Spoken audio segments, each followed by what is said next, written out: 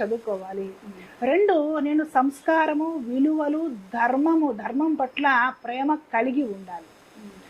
నాకున్న కార్యక్రమాలు నాకుంటాయి ఇంట్లో. నా బాధ్యత, నా కుటుంబ బాధ్యతలు, వీటికి నేను సాధించాల్సిన విషయాలు ఇవన్నీ కూడా ఉంటాయి. ఇవన్నీ కూడా బేరీజ్ వేసుకొని ఆ లక్ష్యం వైపున మనం కృషి చేయాలి. వీటన్నిటిపైన క్లారిటీ ఉన్న వాళ్ళు ఇలా పరుగులు పెట్టరు. అన్నీ జీవితం అంటే ఏమిటి? నీకు వ్యక్తిగత జీవితం ఉంటుంది, నీ కుటుంబ జీవితం ఉంటుంది, నీ సామాజిక జీవితం ఉంటుంది, నీవు సాధన చేసి పరమాత్మను పొందాలి, ఇవన్నీ ఉంటాయన్నమాట. వీటి మీద ఖచ్చితమైన గురి, ఖచ్చితమైన క్లారిటీ ఎవరికైతే ఉంటుందో వాళ్ళు యూట్యూబ్లో అవి చెప్పారు అనేసి వీటి వెంట పరుగులు పెట్టరు. వాళ్ళ పరిధులు, పరిమితులు వాళ్ళకి తెలుసు.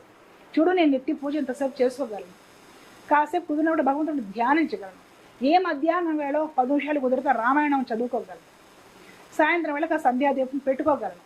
ఈ మధ్యలో ఏదో ఒక పని చేసి 4 రూపాయలు సంపాదించుకునే ఒకటి ఉంటుంది కదా, ఉద్యోగం ఏదో చేస్తాను మహిళలు కూడా.